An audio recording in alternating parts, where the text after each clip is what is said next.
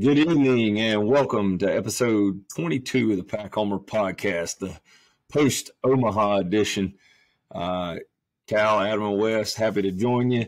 Kind of somber times, but we all were out in Omaha, and man, what an experience. Pack obviously lost their first two games out there to the University of Kentucky and University of Florida in 2-1 run ball games. But I'm going to let you guys talk a minute, but Omaha is just unbelievable what both you guys have been, but better than anything I honestly would have ever expected. I always had hopes and dreams of getting out there, and so glad I did. Guys, just unreal environment. You know, I thought that just a great atmosphere every day. Our fans, a lot of them showed up, and honestly, I kind of feel like maybe a lot of them shooting their wad on going to the Final Four or other postseason athletic events. Maybe might have ate into our in-person crowd, but just an awesome experience. Adam, I'm gonna let you go. Oh man.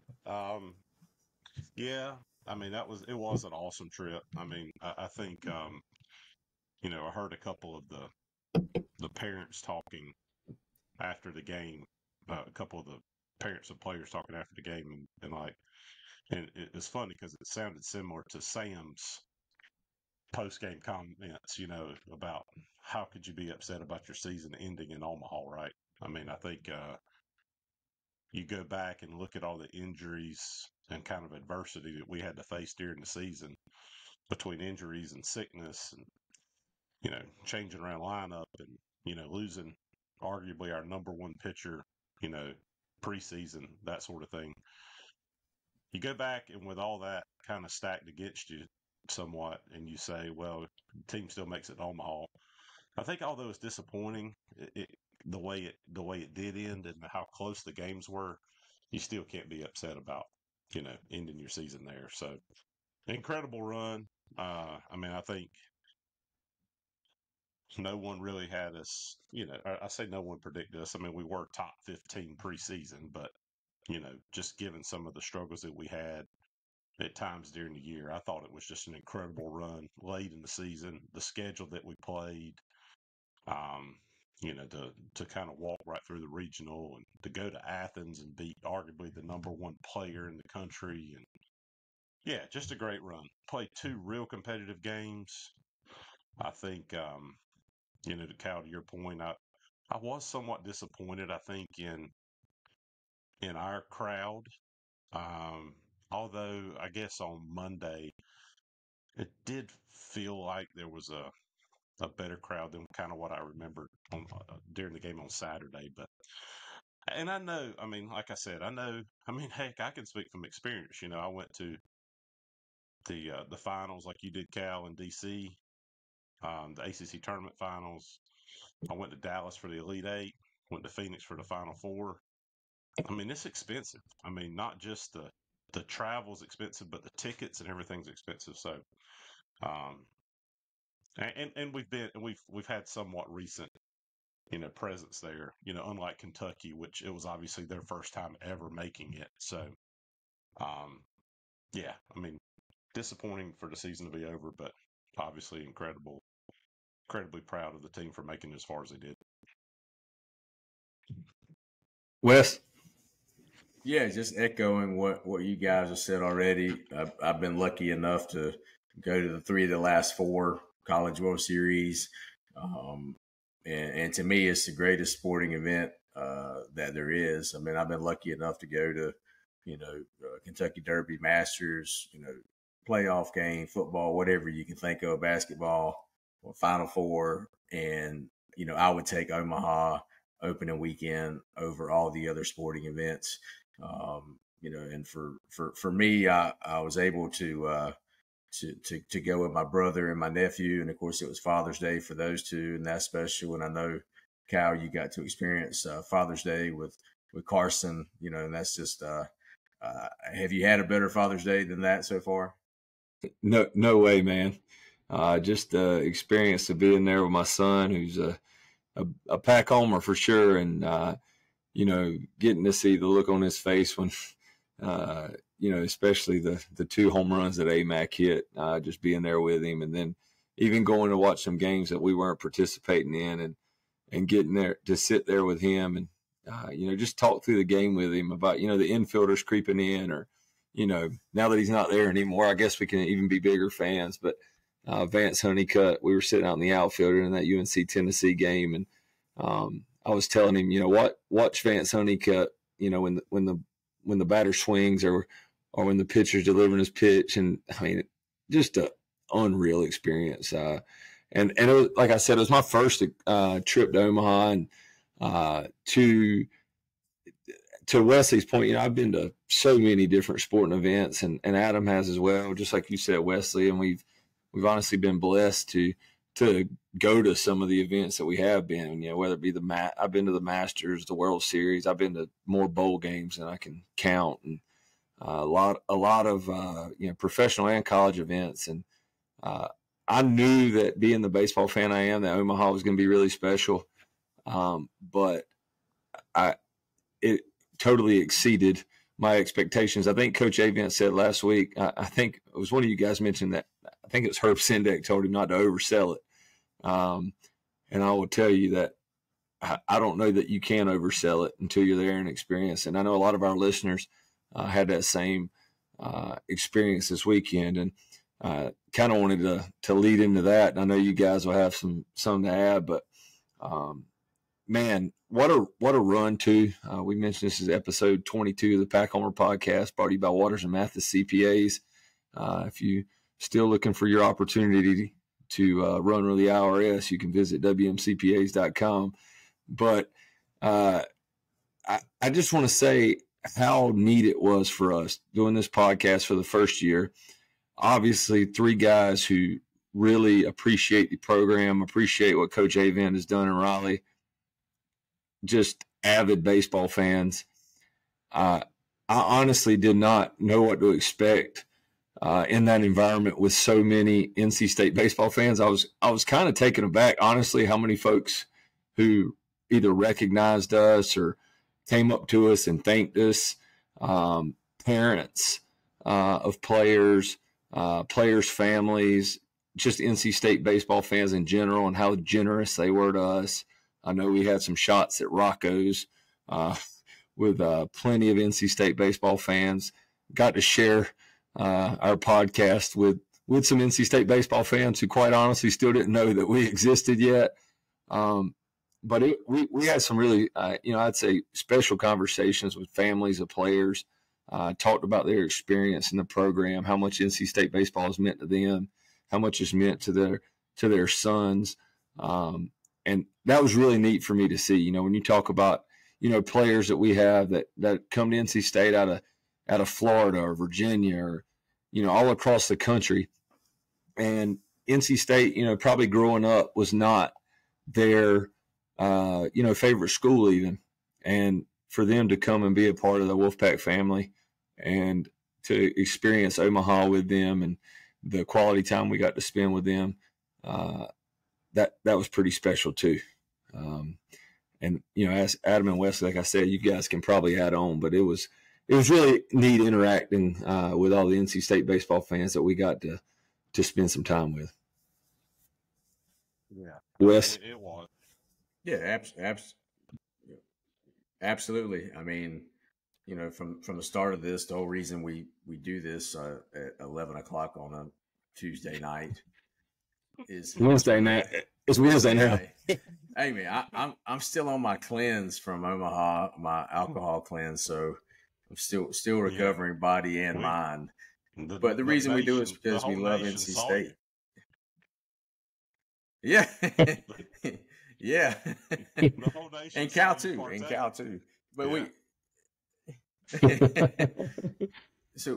do it because we love NC State baseball, and I think that's from the special experience, that we around other NC State baseball fans, to the point of Adam's point of it's not a cheap trip. It's a commitment to go to Omaha, not just monetarily, but also from a time standpoint. And Monday's not an easy day of work to miss. So I think we're all pretty behind when we landed back on Tuesday afternoon. We are behind, but just getting to interact with all the fans, NC State fans, and then the parents was definitely a good experience. Adam? No, I agree. Y'all mentioned Father's Day. It was obviously pretty tough for me. It was my first Father's Day without my dad, and I mentioned before my dad's the reason why I love NC State. I grew up, my baby pictures were wearing the red and white, so it was cool for me. And he was a huge baseball fan, so it was just special for me to be there and get to pull for the team. And I made a post about my dad and all the people that reached out. It was just really overwhelming that day, but I said it was fun to do things my dad would have loved. That was the on Father's Day was the ending of the U.S. Open. My dad's was never a golfer, but we love to watch golf together, especially majors, and that was pretty cool to be able to watch that. That tight one down the stretch there, when Rory kind of choked it away, and then the other joke I made was getting to go. State didn't play that day, obviously, but we did go to the game, like you mentioned, Cal, and we got to pull for the team that was playing the Heels, so he would have enjoyed that too. So that was pretty special. So yeah, it was fun too because we all sat together. Right, we had 10 of us all there, and that was cool. I really enjoyed that with you guys. So I appreciate y'all allowing me to hang out with y'all. I wasn't with my girls. I was planning on hopefully taking them back this coming weekend, but obviously that didn't pan out. Wasn't in the cards for the team this year, but I was glad to be there, and again, like y'all mentioned, the fans. The fans that were there. I talked to some yesterday morning at the airport that I didn't even see at the game or any of the events. Just really cool. Diehard baseball fans, and we had just so many people there that we knew or had interacted with, um, through this podcast, and that was pretty cool and special, um, to be able to do that. So I hate that it's over. I hate the season's over again. Just really proud of the team for making it this far. I think it's, again, I mentioned, given all the adversity we kind of had to go through this year and the young, the young guys in the pen that just played such a critical role for this team to get us there. It just, it was pretty impressive. So unfortunate to lose and it to be over, but what an experience. I agree with you, Cal. I always say that I hadn't been obviously since our 2013 appearance. I didn't go in 2021. I was set to go when we got kicked out. I was just certain we were going to be there for the finals, and I was going to wait for that. But besides that, the coolest sporting event is for me was definitely the Ryder Cup. But I would have Yeah, it said was. that, and then going back this year though to the Omaha, I'm like, no, this is just the best. I mean, this is my favorite sport. It's my favorite team. You just can't beat it. Just the atmosphere that comes to that town, and Omaha's such a great city. Clean city. Nice hotels, great restaurants. Just a cool setting. To host an event like that. So you just can't beat it. It is the premier event in sports, in my opinion. Yeah, not to be overly sentimental or anything with these two knuckleheads, but me and Wesley and Adam both, have a lot of mutual friends and a lot of, friends. I guess not mutual friends. I'd say that we're all on text messages threads together and separate, and but it was really cool. I mean, these are definitely my two best buds that love NC State baseball the most. Like I said before we started the podcast, the two guys that were on a text message thread with me that probably kind of inspired the podcast because we've talked about NC State baseball for so long. that we kind of gave us the idea that maybe instead of texting each other all the time and complaining, we should just start a podcast and let everybody else listen to our gripes. But really, really special to experience with you two for sure. And yeah, an experience I always remember. And when I was getting on the plane, to Adam's point, you get on the plane leaving Omaha, if you see anybody wearing red, they were probably only there for one reason. And, I was just thinking getting on the plane, early yesterday morning, how, man, I want to get back. I just hope that NC State gets a chance to do it again. And we've kind of been spoiled. We don't take it as spoiled, but we've been there in 13, 21, and 24. That's multiple times in a 11, 12-year span. And, you talked about the University of Kentucky earlier. It was a major school and a major conference. It was the first time I've ever been there. And that just got me really thinking, man, what an incredible opportunity to be there. And, man, I just want to go back. I wish we were as spoiled as, LSU or Florida State. It seems like are there, 5, 6, 7 times a decade. So, yeah, that was awesome. So we got a lot of questions about the games. We're not going to talk about the games in great detail because I don't really think there's any need to. I feel like anybody listening to the Pack Homer podcast, I'd be pretty shocked if you didn't watch the Kentucky and Florida baseball game. So you don't really need a recap of the games per se. But we lost 2 one-run ball games. First ball game we led 4-3 late after trailing. I do want to say in that ball game, I'll let you guys speak to it too if you want to, but AMAC hit a home run in that game that if you were not in that stadium, you cannot appreciate how hard that baseball was hit. The wind was blowing in from right center field, about as hard as you can see some flags. Yeah, right to left, as hard as you can see some flags on some flagpoles fly. And he hit the ball into that wind, and there was never a doubt from the time it left his bat. He would have hit the ball in the stadium. He literally would have hit it on the concourse or out of the stadium without the wind that was coming in when he hit it. But anyway, big shot in that game. And then we get a pass ball, go up 4-3. And then funny enough, last week we talked about Kentucky not being a team that wins the games by home runs. They're not bashers. They'd hit I think they'd hit 84 home runs coming in. They hit 3 home runs in that game into our left field bullpen. And literally down the left field line, I'd say, if you were in that ballpark, was the only place you could hit a home run. Because if you got one up in the wind, it would kind of tote it down the left field line. But they beat us with 3 home runs, a walk-off. They hit a home run in the 9th. And then they hit a walk-off in the 10th, and we lost in extra innings. And, we got a lot of questions from our friends. We got a lot of questions from fans that were there that kind of knew we were, pretty diehard Pack baseball fans. So, I think it's fair to address them. Jacob Duden, been a lights-out right-handed reliever for us. Guys upper 90s with just a devastating slider. He threw the 8th.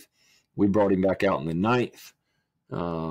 He gave up a home run to tie the game, and then we went to Derek Smith. And I guess the question that was asked a lot about that game, and we don't got to harp on it too much, but would you have brought Derek Smith in to start the 9th? And I'm going to let these guys answer and speak individually, but I can tell you that it was a consensus, unanimous decision, and not because we don't have a ton of faith in Jacob Duden. But all 3 of us were sitting there talking when it happened, like, why is D-Rock not in the game? So, yeah, that decision, hindsight's always 20/20, but I can tell you in the moment, I felt like D-Rock should have been in the game. Wesley? Yeah, I think so. I mean, he's for sure, established himself as a closer. I mean, I can see where, with the wind and the conditions like they were, more than likely in Chrysler's mind, Avent's mind, they're thinking, okay, worst case, a single, a walk, then we bring in D-Rock. So I don't think a home run by the first batter up was really part of the, what we thought would happen. But, yeah, I mean, it's hard to say now. It is what it is. I have full faith in Duden out there as well. But going into the 9th, I think that Smith has established himself as being able to close it out. Adam? Yeah, I mean, I again, I have no problem with Jacob Duden. I think he's an incredible player. I hope he's an incredible pitcher for us for the next couple of years. I think he's a really special talent. That being said, I feel like we have groomed Derek Smith into our closer over the course of the season, and I get, um, Duden came in a, in a, in a tougher situation, and got out of it. I was trying to figure, um, did he strike out? It was a flyout and a strikeout, wasn't it, in the seventh? No, in the eighth, I guess. It was in the eighth, right? It was um oh, it was a walk. Oh yeah, and that was when we had the balk too, was in the bottom of the eighth. Um and then a strikeout and a Yeah, he pop kind of got his nerves tested, and then he settled He down. did. He Yeah, no did, doubt. absolutely. So I get sticking with him. I don't remember how many pitches he had thrown at that point. It was what, 15, 14 or 15 or something like that. Um but Derek Smith is the guy who we've groomed to be the closer. Um, you know, late in the year, we did not see Derek Smith, even in a tie game situation that I can recall. I think it was always, with the lead, and he basically exclusively pitched in that role, which meant he quite honestly had not had a lot of work other than, the extended appearance in Athens, um, in recent memory. And I don't understand why you didn't go to him right there. Again, I get it. We weren't expecting, Kentucky, a small ball team, not known for not known for their power, to hit 3 home runs there. Two in the, like you said, in Michigan in the ninth and 10th. So yeah, I mean, I think, like you said, it's easy to kind of armchair quarterback, but we all were saying that as soon as we saw Duden out there in the ninth. Like, well, and it's nothing to slight against Duden, because like I said, we all love him. It's just I don't get not going to the guy you've groomed all season to be your closer right there. That would be my only comment. Again, absolutely nothing Yeah, against Duden at all, and um, I just I don't fully understand that. So I think Duden, no doubt, coming back for 2025, he's one of the highest profile arms we got, if not the highest profile arm. Like, everybody's excited to see if that guy. absolutely. I think maybe the conversation is does he develop a third pitch, and can he be a starter? Because he had some outings where he was 40 plus pitches. You turn that guy into a starter with a high 90s fastball, as good a slider as you're going to see. Yeah. Yeah, some pitch ability where he learns to locate a little better. I mean, we're calling on a freshman, guys. Let's just remember this guy. I think before we came on, me and Wesley were talking a little bit about our recruiting classes coming in, and Wesley said, "Well, everybody in America missed on Jacob Duden because he was just absolutely special." I kind of felt like, for me, more, it wasn't definitely not Jacob Duden as much, because I don't have. That's not my biggest gripe from the weekend. We'll get to that one. But I didn't have a huge problem with sending him out there in the ninth. But I would just say, Derek Smith, like at Adam's point, he comes in to pitch in tight games with a lead being the key word there. And we brought him in a tie game and never gave him a game to close. You watch big league games, you bring your closer in with a lead. You don't bring your closer in tie games, Yeah, not very often. And even right also, then. No, I was just going to go say, ahead, Adam. even then, even when D-Rock came in, I think him and Consiglio both came up, got off the bench and were warming up at the same time. So even in that moment, I wouldn't have minded seeing us bring in Consiglio there in a tie game. We did go Yeah. from Duden to D-Rock, but I wouldn't have mind seeing Consiglio there just because you don't know how long it could go, right? Like you could be talking about 3 or 4 or 5 more innings that you need to Yep. be able to get that one more run. So yeah, I don't even know. I think the fact that you didn't go with him, you know, in the ninth, you might as well have gone to Consiglio there and saved him, you know, until we did With a have the tie issue. game. So Yeah. in a tie game, yeah, Yeah, exactly. and being a closer is, you know, the most high, maybe most high leverage role on a baseball team. But that guy, like we said, he's been trained all year that he gets the ball when it's we got a 1-run game or a close game, and you go out and you close the door. And you know that's what we've groomed him all year to do. And I will tell you this, and like I said, we've met a lot of these families. We know a lot of the players on the team. I will tell you this: those two guys that gave up those 2 home runs, Jacob and Derek Smith, if you hit either one of them, if you had to say, look, you can only pick one guy on the mound to get the last out to win a game in the College World Series, you know, either one of those guys would have been the 2 I picked, right? I think every Pack fan, it's like, give me that guy to give me 3 outs. So, you know, I hate it for both of them. I just, you know, I know that, you know, as crushing as it felt like in the moment, those 2 guys have got so many big outs for us. You know, it just kind of is what it is now. And I think they'd say that. They're the reason why we're even there, right? I mean, both those guys, you know, both those guys being the breakout end of the bullpen players there are the reason why we were even in Omaha. So, uh, yeah.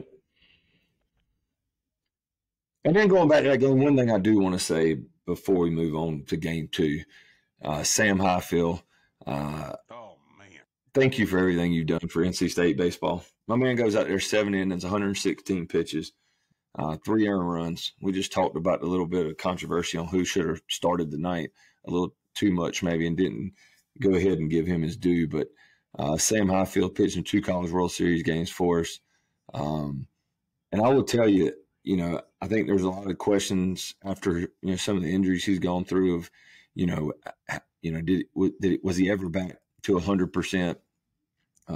There was questions at times, was he going to be, you know, the pitcher he was back in 2021? Sam Highfield was unbelievable in the postseason. And I will tell you too, a lot of times pitchers, and I've said this before on the podcast, you know, you're not going to have your best stuff every single outing.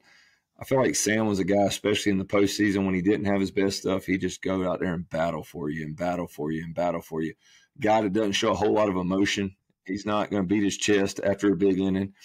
And I'll be lying to you if I said that, you know, it didn't hurt me. And my eyes were on the borderline of sweating a little bit when his post World Series interview, talking about his college career ended in Omaha. And I think I speak for us all when I just say, man, I want to thank Sam for everything he's done for our program, because we had a pitching staff that, you know, we started a man down before the first pitch of the season.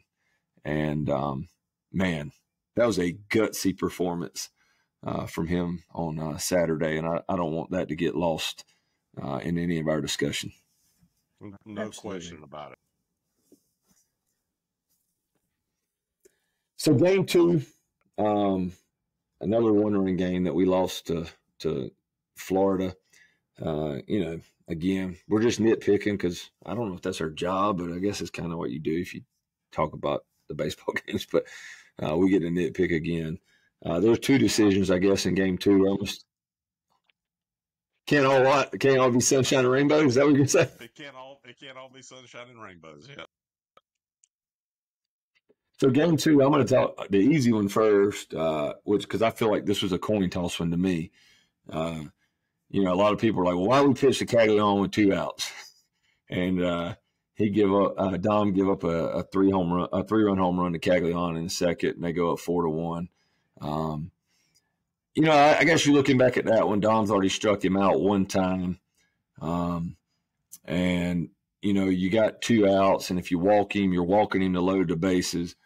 but I do think, hindsight on that one, so maybe 2020, I wasn't as upset about that one in the moment, because like I said, Dom at the time, to be completely frank, he'd hit two guys and walk two guys. Hell, I don't know if I want him pitching anybody with the bases loaded. But after the fact, I can tell you for certain, I don't care if we had to play Caglion 100 more times. I don't know if I ever want to pitch the guy again. Dude's just unbelievable, man. Wind's blowing in from right.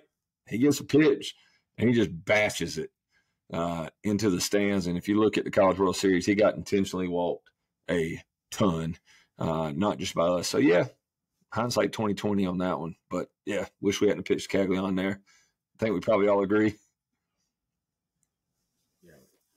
But the bigger one from that game that we're going to bring up. Let me just say. Go ahead, Adam.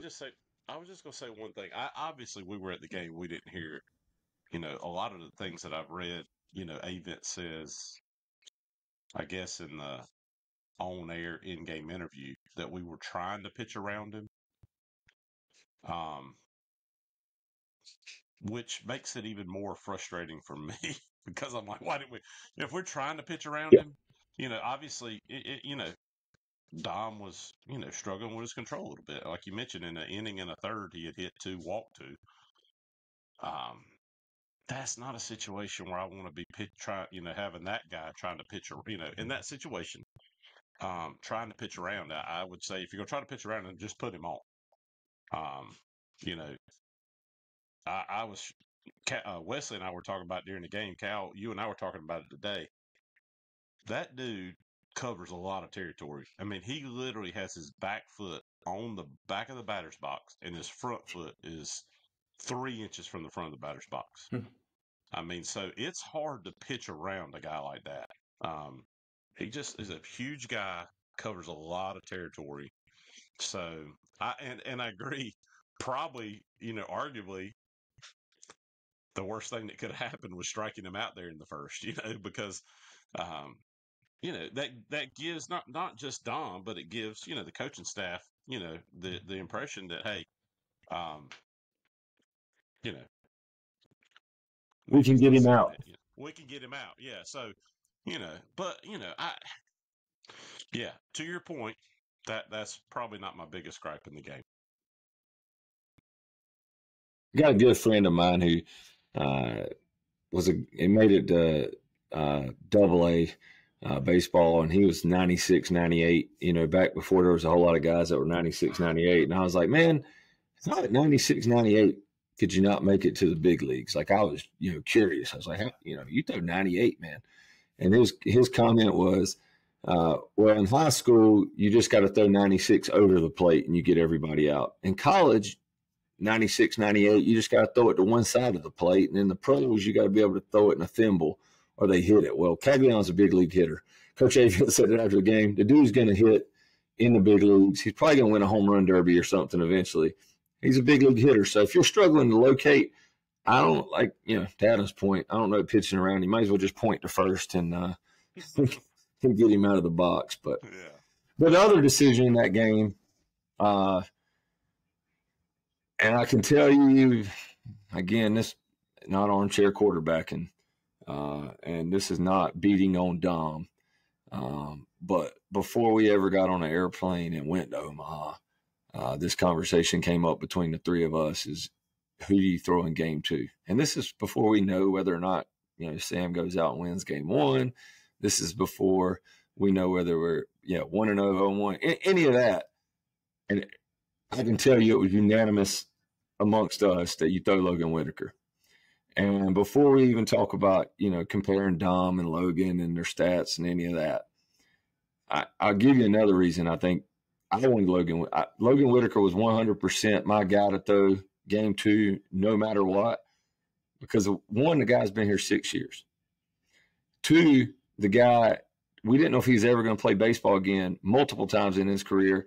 And most recently, as of March 29th of this year, where I think when he had lost 20 pounds in a matter of weeks, he did not play baseball between March 29th until May 5th. And then he comes back and pitches, down the stretch, starts the game 3 in the Supers against Georgia, to get us into the College World Series. The guy is gutty.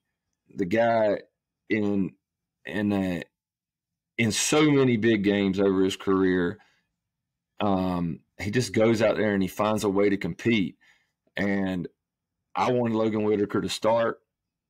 I'll probably carry that one with me for a little while. I thought I was going to be, I think one of the things I was like, man, if he doesn't get to pitch in Omaha, that's going to be a travesty. Well, I also hated that he came in down 4-1 because, and not to take away from anything this team's done, but if we had to win a ball game, and not to take away from Sam Highfield, who we just talked about, is one of our favorite, most, we're probably most one of our favorite guys ever to wear the red and white. But if I had to win one ball game on this ball club, I'm starting Logan Whitaker. And I'm sorry, I'm not going to apologize for that. He's been my guy all year. If you got to win one ball game, damn it, I want Logan Whitaker on the mound. And then he comes in, makes us look even smarter. A guy goes 7 innings, gives up 2 hits, 3 walks, and 2 of those were intentional to Caglione. So 7 innings, 2 hits, 1 walk, 1 run. And, that one was a tough one to swallow after the fact. I'll let you guys go now. Wes? Yeah, I mean, we're all on the same page. We were all on the same page, really after the super regional that, I guess I could follow if we had a 1-game one that you would go to Dom, but I have to admit that in an elimination game, I was shocked to, when the announcement came, I don't know 30 minutes before the game. And, I think most fans were probably shocked. Maybe not the fans that maybe are more in the know than we are, but I really never personally felt like Dom was very confident the entire year. And I never, to your point with Logan as a 6-year veteran, and I just felt like that elimination game should have been on his shoulders, and I think that feeling was correct when Logan came in and mowed 10 down. So I don't, I'm not, I mean, I don't, not, and again, we're not bashing Dom. That's not the point, but I was not surprised by the result of either Dom starting or Logan coming in and shutting them down. So that's where I'm at. Adam? I'm like you, Cal. I'm not going to apologize for wanting Whitaker. I told y'all Sunday night. Yeah, you were really. I said Sunday night. We were talking about who's going to start, and I said if it's not Whit, I'm going to be so mad that I'm going to walk out and leave. So, and again, that's no slight on Dom. I just thought Whit had been so consistent for us down the stretch. And I totally get it. And, it's easy as a fan, right? I mean, we're just fans. We're not paid part of the team. So, as fans, you want to win and go as far as you can, right? I mean, I do. I mean, I want to fight to get to tomorrow. The reality of it is we had lost game 1. We were in the losers bracket. We were going to have to win 4 games in 4 days. So Dom is going to have 4 games in 3 days. What's the score now of the A&M Florida game? I think Texas and A&M finished them off. Okay. So but Florida had to play 2 games today. 2 games today, yeah. So Dom was going to have to pitch. We were going to have to get a win out of him at some point to continue on. Probably my single biggest gripe is the one that you mentioned, Cal. To me, Sam is probably the heart and soul of this staff. Just if for no other reason, and this is not fair to Sam either, but for a big reason because of what he did 21, right? And not necessarily even on the mound. He won a 1-run game against Leiter from Vandy. And then he come out against Kumar Rocker. Dude played first base and went, 3 for 4 at the plate. So he will always live in Wolfpack baseball lore because of the 2021 season and the battle injury and comeback. So impressive. I saw the stat that I think Corey maybe shared about, Highfield's 2 appearances, 2 starts in Omaha compared to Carlos Rodon, who we all say, top pitcher and, that we in Wolfpack baseball, recent history, certainly. But my biggest gripe is the fact that Witt would not have gotten a chance to start a game, or did not get a chance to start a game in Omaha after being a part of this team for arguably longer than anybody else. Like you said, he'd been up with the team since 2018, fought numerous injuries, come back, had been told multiple times he would never play again. The guy went out there and just absolutely mowed him down. He had 10 strikeouts, career high. Dude's been pitching, been on and off the team for 6 years. Career high strikeouts coming in relief in Omaha against, preseason number 2 team in the country, I think. Yeah, team that played the hardest schedule. Number one, they were number 1 strength of schedule. Yeah, but we were talking about Rocco's earlier. Somebody at Rocco's the other day, the day of the game, mentioned that Florida had a generational talent plus a bunch of average Joes. I think, if you look at Florida's lineup, they got Caglione, who's like, 415 batting average. And then they didn't have anybody else, I don't think, that was hitting 300. The dude hitting behind him hit 2 home runs the entire year, and we threw one down Broadway and hit a 3-run home run. Jesus Lord God. Yeah. So, I am glad that Witt was able to give the performance that he did. We've been talking a lot about the pitching and the decisions we made as a pitching staff. The reality of it is scoring 8 runs in 2 games in Omaha ain't gonna cut it either, right? I mean, we were abysmal from the plate with runners in scoring position. And if we'd have had some more timely hits, we out-hit both teams both games, then we wouldn't have been in this situation. So it's easy to look at the pitching, but again, the reality of it is we didn't score enough runs to win in that environment either. So, yeah, I will. I'm like you, Cal. I will carry this one about Witt, though. And that is not a slight on Dom, because I agree that we were going to need Dom, no question about it. I struggle even, I was thinking about it on the plane yesterday. Like, I still believe we'd have pitched Dom if we'd have been up 1-0 either. And arguably, that game 2 is even more important to stay in the winner's bracket and avoid the loser's bracket. So you don't have to you don't have to win 4 games in 4 days. I do believe we'd have still started Dom, though, in game 2 of that situation too. So, I don't know. Somebody told me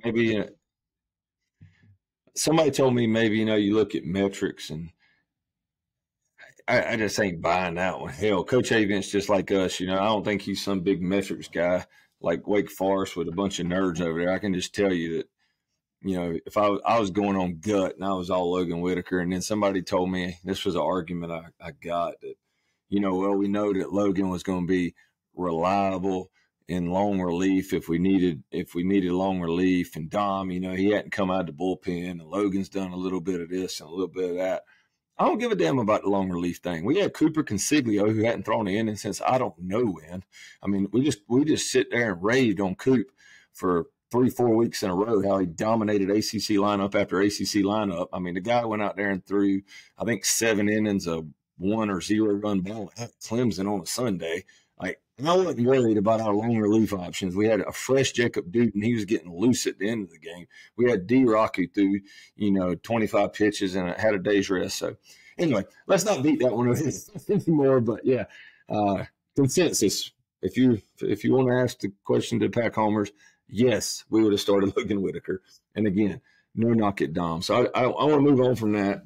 We had to address it because That's our unpaid jobs to do as the Pit Homer podcast. But now I just want to move on and talk about Coach Avent. Coach Avent announced he's coming back. We before the College World Series, we said that Coach Avent is, he is a pillar of our institution, especially of our athletic program. And I think I heard it maybe on another podcast, and I think it's probably been kicked around amongst folks, even, having Jello shots at Rocco's. But I don't think there's any question in my mind. This is Coach Avent's best coaching job of his tenure at NC State. So, again, don't want to take away anything. Talking about those two games and being critical of a couple of things, I don't want to take anything away from this team. Coach Avent took a team that won and lost Matt Willardson before the season started. I think there's a very strong argument that we could have all made that Matt Willardson maybe would have been the ace of this pitching staff, guy who's thrown probably more innings than anybody in the last 3 or 4 years. We lose him before we ever play a pitch of baseball this season. Shane Van Dam, who came on and was, we talk about how good Consiglio, Smith, and Duden were out of the bullpen. We lose Shane Van Dam, who is equally as good in the middle of the season. He's throwing a warm-up pitch, gets hurt, and we lose him for the year. Josh Hogue, who was hitting over 300 and hitting in the 3-hole, breaks his leg on a collision with Eli Serrano. We lost that guy. Noah Souls has surgery. Another guy deserves a hats off to that guy. Noah Souls comes back, has surgery as a fifth-year senior, and comes back. I think everybody saw the catch he made against Florida, but didn't even know if we'd get him back this year, and he did whatever he had to do, duct tape, super glue, whatever it did to put his body back together and play for us. And then Witt, we talked about it earlier, not that me and any of us three are able to commit a HIPAA violation, but I think we probably heard enough to tell you that Witt was going through some stuff in the middle of this season with an illness that it looked very likely that him getting on the mound again wasn't going to happen. And so you take that, Shane Van Dam, Josh Hogue, Matt Willardson, Noah Souls, Logan Whitaker, guys that with a young baseball team and a lot of new guys, Coach Avent somehow pieced all that together through all that adversity and got us to Omaha. I think no question it's his best coaching job ever. Not only that, he goes in the offseason, does something. Coach Avent is not a big NIL guy. He ain't a big portal guy. I don't know if you guys saw the stat. We had the least amount of portal players of anyone in Omaha, but he goes out and our staff identifies AMAC and Garrett Pennington, who combined for 188 hits, 42 home runs, and 149 RBIs. I mean, just a hell of a job by Coach Avent to get this team to Omaha. Wes? Yeah, I mean, I think it. I don't know if he would say it's his best coaching job. As a former coach, you might have a 500 team that was your best, your best coaching job. But I think that the whole coaching staff piecing what they did together, and how many different lineups did we have until the last half of the season? So I think we found our sweet spot, and I think more than anything, the players bought into Avent's program. And as we know now with NIL, you have to, before you had 2 or 3 years to get a player to buy in. Now you got a few months to get them to buy in.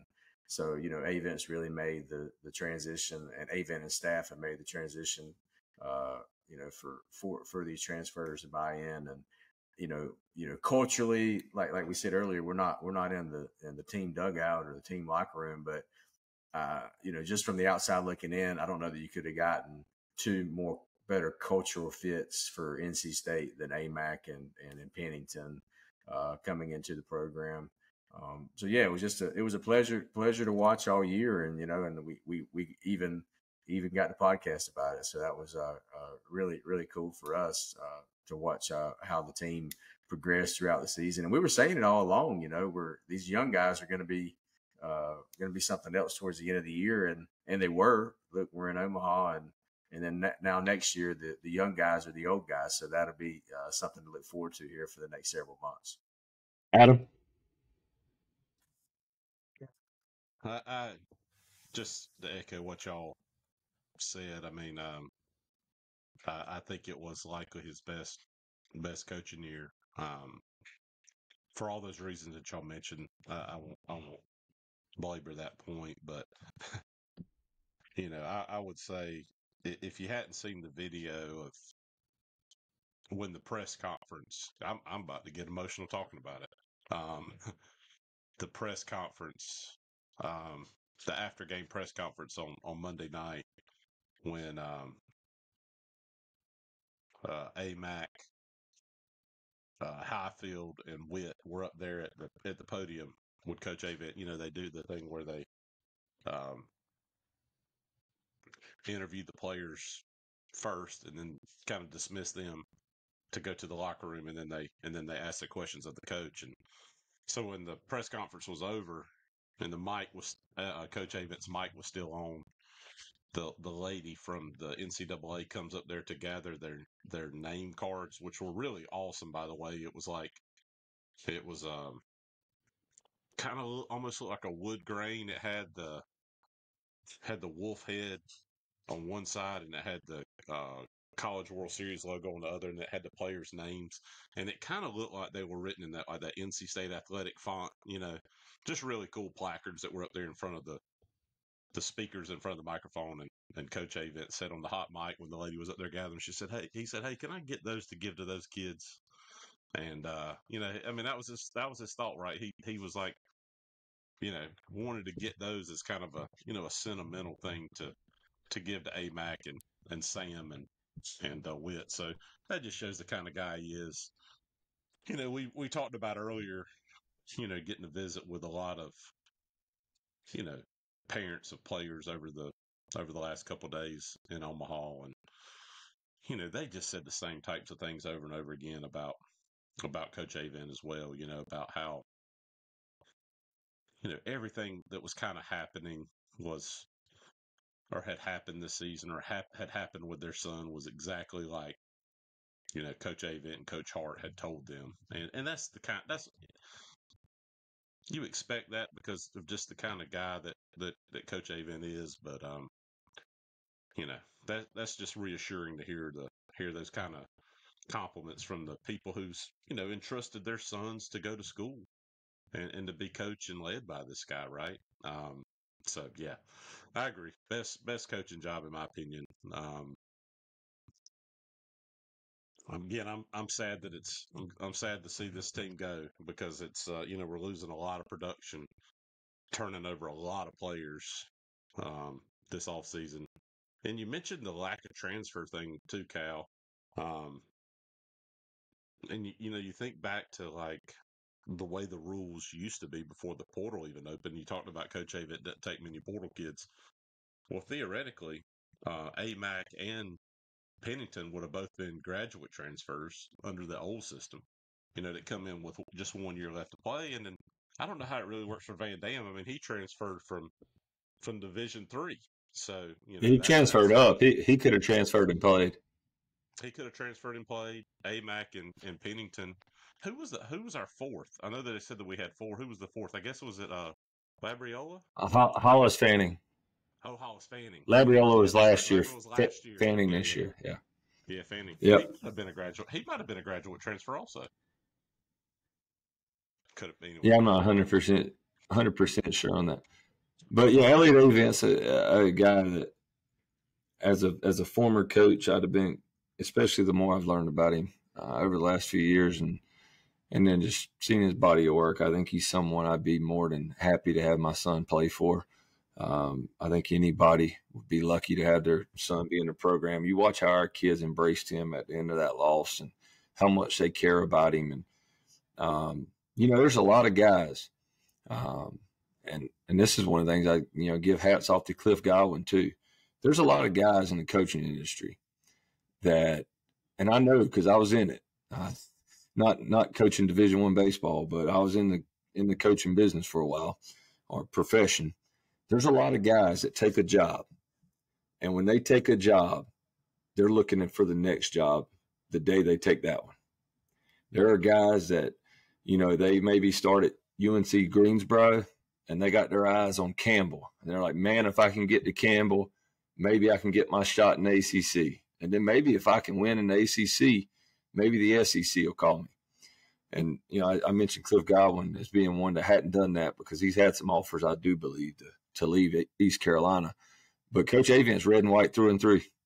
I don't think it's ever crossed his mind that he wanted to go to work at any other place but Doak Field. I think it was his dream job when he got it over 20 years ago, and it's his dream job today, and he's going to retire there.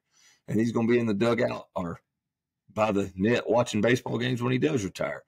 And, when a kid goes and commits to play for a program, that's always been a big deal. I want to know if the coach is going to be there as long as I am. I guess with Coach Avent getting a little older, he could theoretically retire in the next couple of years.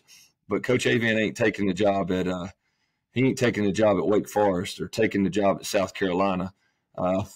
He's an NC State guy, and man, I appreciate him for it because we've talked about the facilities all year. We've ranted on that. We've talked about our ballpark that we play in, the investment we make in baseball. When you go look at a place like Georgia where they're ripping up the field as soon as the season's over to make it bigger and better. Coach Avent says he's going. He's committed to us having a better ballpark to play in and the best for our kids. And I'm real appreciative of that. And I know we all are. He says that, and he damn sure means it too. He intends to see that. Amen. Yeah. I believe it with all my heart. I don't think it's just lip service. Another thing I wanted to, so Adam led into was next season. So I want to talk about some guys. First, I'm just going to go through the lineup. All right. So we'll start on the mound. We'll just go 1 through 9 like you write a lineup card, right? Not lineup, but positional wise. So we'll start on the mound. Sam Highfield will of course be gone. We're going to talk about the guys that ate the most innings because that's kind of easier. Wesley asked me tonight when we started the podcast, well, we're going to really prepare for this last one, or are we going to wing it like we did the other 21? I think some of you guys probably have noticed that we ain't always got the best notes, but we are kind of winging it. So we're going to start on the mound. Sam Highfield and Logan Whitaker are gone.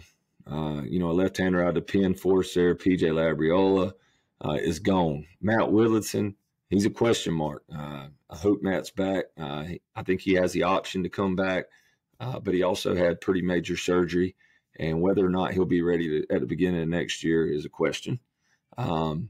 So with that being said, we did get from UNC Greensboro today. We got, I don't know how to pronounce his last name yet, but I promise Julian will learn. But Julian Piesel, I believe, is the name we got from UNC Greensboro today. He beat Wake Forest and NC State on the mound this year. So that will be a replacement there. But you guys on the mound, I think we're going to have to hit the portal probably and find a few more arms. Do you guys agree? I mean, I think Jacob Duden is a guy that could be a starter for us. I think Ryan Marone is the easy one. I mean, him or Consiglio, you feel like one of those two, if not both, are going to be starters. Hell, our rotation next year could be Duden, Marone, and Consiglio, and I don't think that would surprise any of us. I think Willardson, again, if he is back and healthy, it'd be hard. If he's anything like he was, I think we'd be hard pressed to say he wouldn't be in the rotation. But you guys think we're going to have to lean on the portal a lot to get some arms? Already not a lot, but you think we're probably going to need another arm or two? I do think we're going to need another arm or two. I mean, obviously, you mentioned Marone. I mean, dude is an absolute stud. Freshman pitched 59 innings this year. Led the team in ERA. It was just an absolute workhorse for us at times. Started off on the weekends early, moved to the midweek, ultimately coming down the stretch into ACC play and the tournament play. Had some amazing long relief appearances for us. I think it's easy to be excited about him, as well as Cooper Consiglio, Jacob Duden. I mean, that is a real core three. We don't know the status of Van Dam, right? He had his injury late. Whether he's going to be able to come back or not. I think another guy that we're going to be real high on is Andrew Schaffner, coming into next year. I know that's a guy Wesley's excited about. I think Yeah. I think Jackson Lucas too. I mean, he flashed for us at times. I mean, didn't play a real big role coming down the stretch, but I thought he was. He showed a lot of promise early on. So I think a lot of pieces to Heath be excited Andrews, about coming back. Heath Andrews was another one I was going to get to. Um, he got knocked he's around a little bit, but a guy that had innings as a freshman, Yep, yep. So had meaningful innings as a freshman. yeah, I mean, I think it's easy to be excited about the core group that we could potentially be bringing back pitching. If we were able to add another one or two pieces there, I think you know I I was thinking Then about you it start to today. get I really think that excited about the pitching.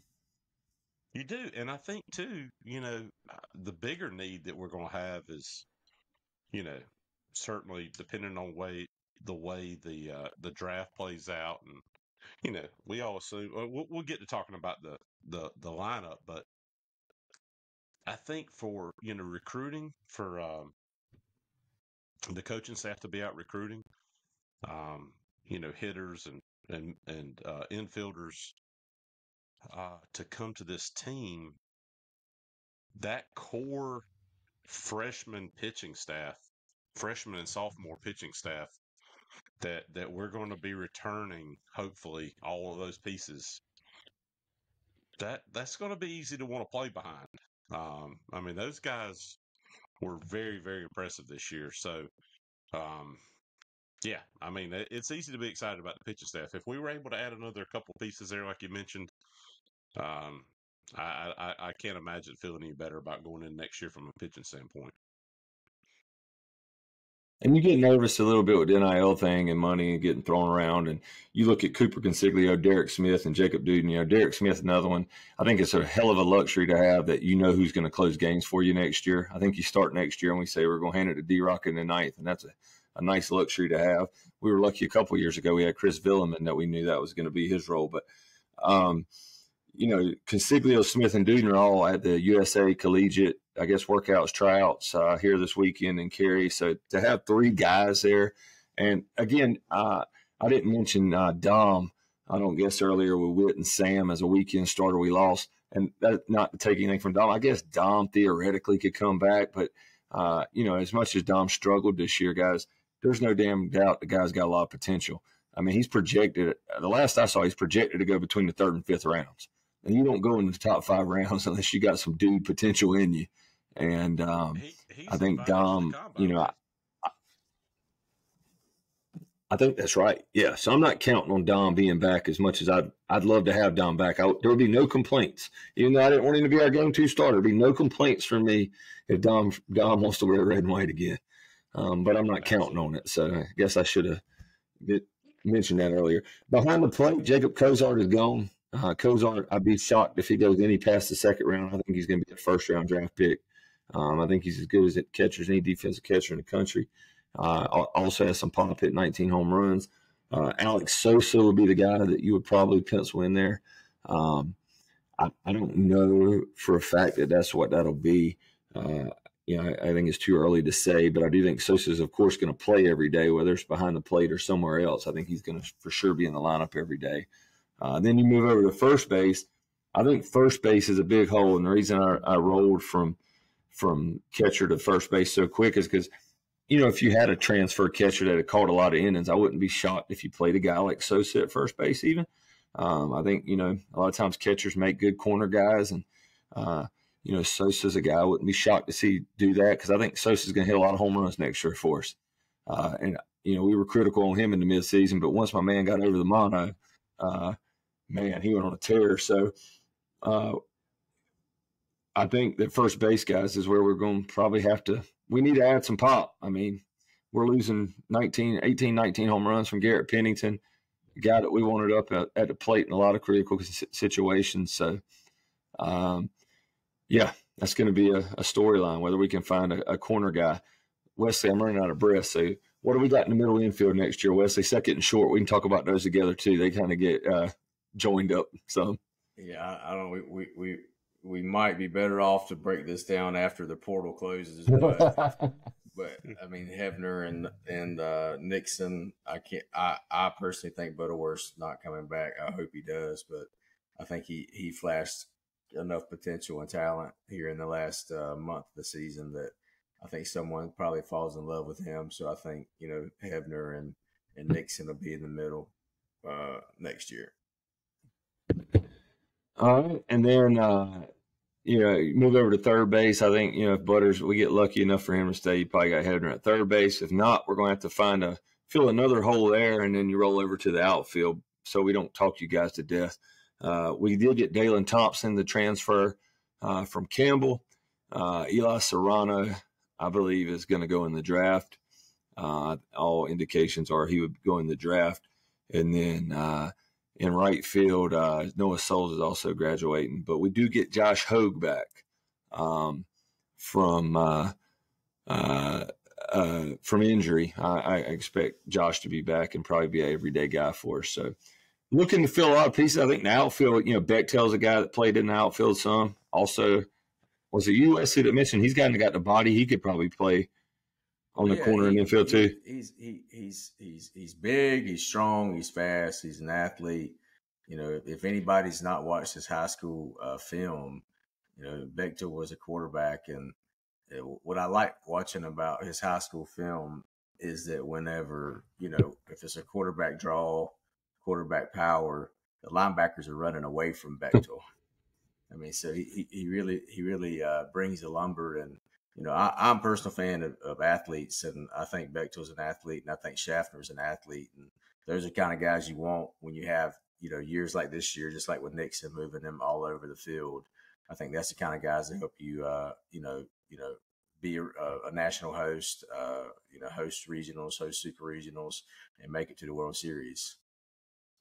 And then, a lot of the story too in the outfield. We talked. I guess we mentioned Luke that was in left, but Luke going back to the middle infield. We got Chase back as well, or hope we have Chase back as well. Like Wesley said earlier, we probably should talk about this after the portal closes.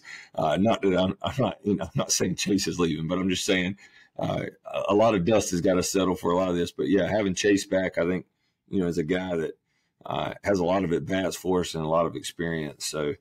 It will be interesting to see what happens over the course of the next few weeks and what we do, portal edition wise, how many of our kids who are coming out of high school and, a lot of guys that we have are on, probably on some folks' draft boards, how many of those kids make it through the draft and how we get a roster on paper and, hopefully make a run in Omaha again. So I would just say Adam? one thing I was going to say is what making this run to Omaha does with as many spots, as much production as we're losing. It just absolutely helps your ability to recruit. I mean, a lot of these games we saw our game versus Georgia in the Supers was tied, I think, with the Florida Clemson game as the most ever watched non college World Series game. So all this exposure, um, all the stuff, you know, the talk on X and Instagram and all all these games have been on ESPN. It absolutely helps your ability. I think there's people that families that don't know Coach Avent that probably saw his in-game interviews. I didn't even see his in-game interviews, and I'm sure he killed it. Right, so all that's got to help. I mean, we've already seen what our Final Four run in basketball has done to some of the basketball recruits we have gotten, some of the recruits that are on our radar, some of the non-conference games now that we've been invited to participate in. Um, this this Final Four run damn sure helped, but this run to the College World Series, and then you look at the positions that we have opening up, and the culture that we have in Raleigh and in this baseball program, it's going to help our ability to recruit.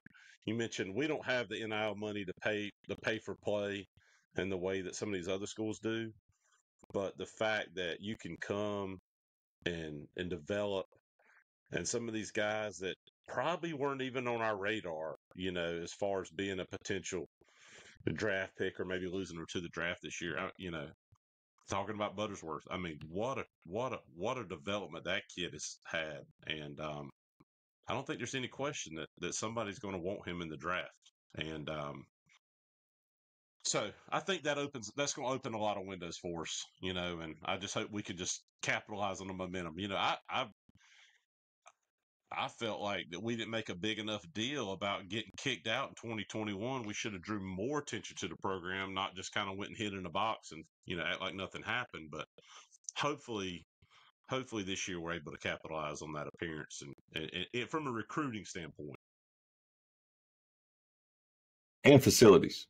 And facilities. Yeah. So, and to your point, Adam, too, you look at AMAC and Garrett Pennington, guys who transferred in, and they had the best seasons of their college career.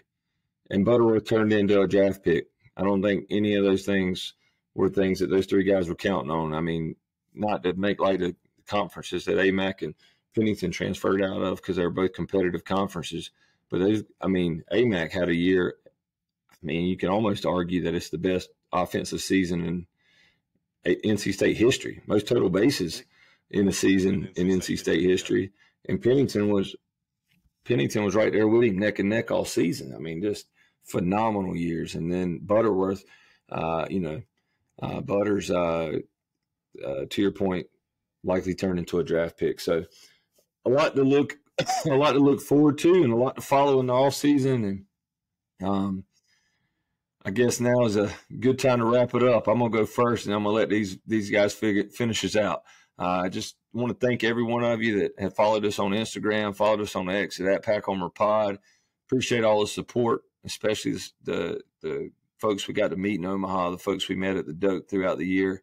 I never dreamed that this many people would actually listen to us, because I know sometimes we're maybe a little controversial, sometimes we're a little unprepared, but it's meant a lot to us that not that you're listening to us, but that we've been able to make friends and interact with folks who love NC State baseball as much as we do. And Coach Avent said he's back. That's a hell of a lot bigger announcement than us saying that we're back for 2025, but we'll be back too.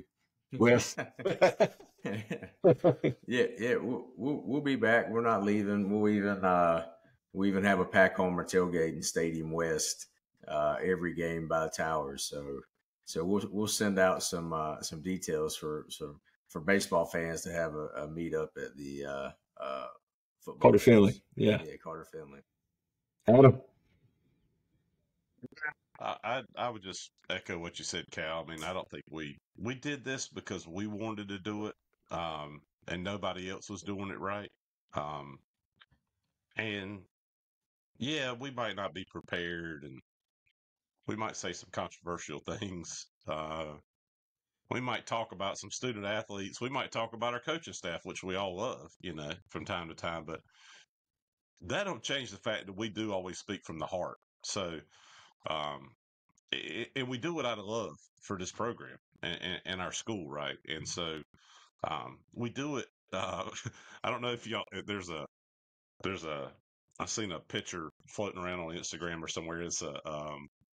It's a dad at a ballpark and he has a shirt on that says "I yell because I care." That's kind of like us, right? I mean, we speak so passionately about it because we do care and we want to draw attention to this program that we all love so dearly. So, yeah, it's been fun. We promise to try to actually get better at it going forward, to be a little more prepared. But I do appreciate all the people that tuned in. It was awesome, incredible, and I was telling my wife in Omaha, people, walking by and people like kind of tapped and said, "Hey, Packhomer, right?" And I was like, I kind of like did a double take at him. And I was like, yeah. So, but that's cool, right? I'm just glad we could talk about this program that we're so passionate about. So we appreciate everyone listening.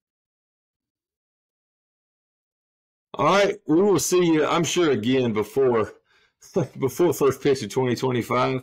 Follow us on Twitter and X, and we'll kind of fill you in on what's going on, whether it be baseball related or NIL fundraiser related or any crazy ideas that pop in our head. But hope we run into some of you again soon.